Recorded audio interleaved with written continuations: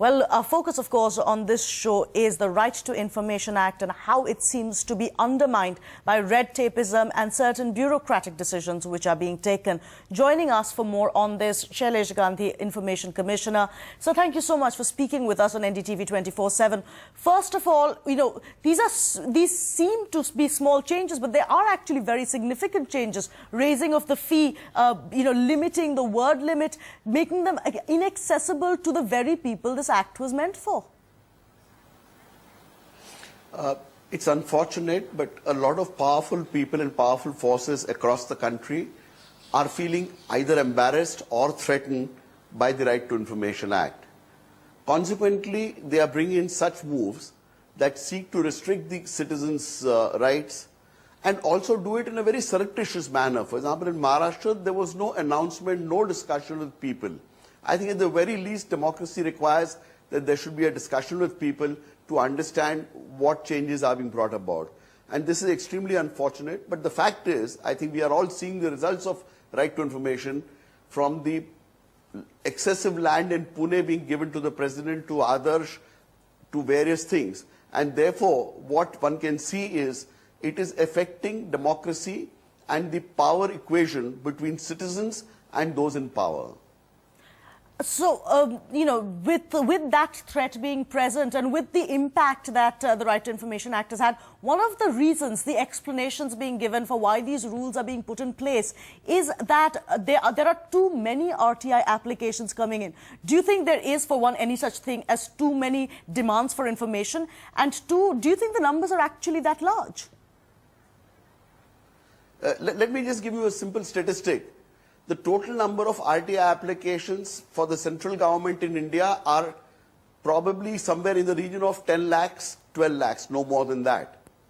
In the United States, which has had an FOI Act since 1966, the total number of comparable applications with a population of just 30 crores is over 22 million.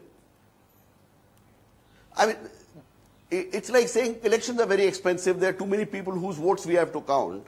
This cannot be an explanation. And the other problem is most government departments are not making enough disclosures suo moto. If they made disclosures suo moto, citizens wouldn't ask.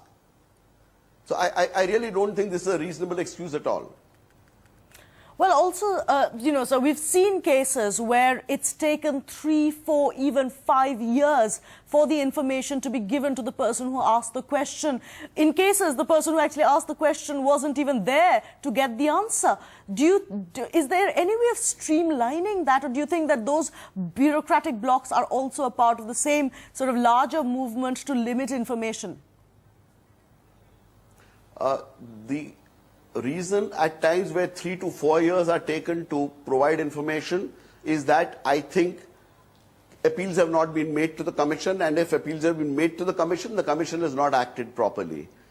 The law requires that the PIO must give information in 30 days, another 45 days for a first appellate authority, and if the Information Commission decides cases in 3 months, most cases should get the information within 6 to 8 months maximum. These 3 to 4 years are complete failures of the system.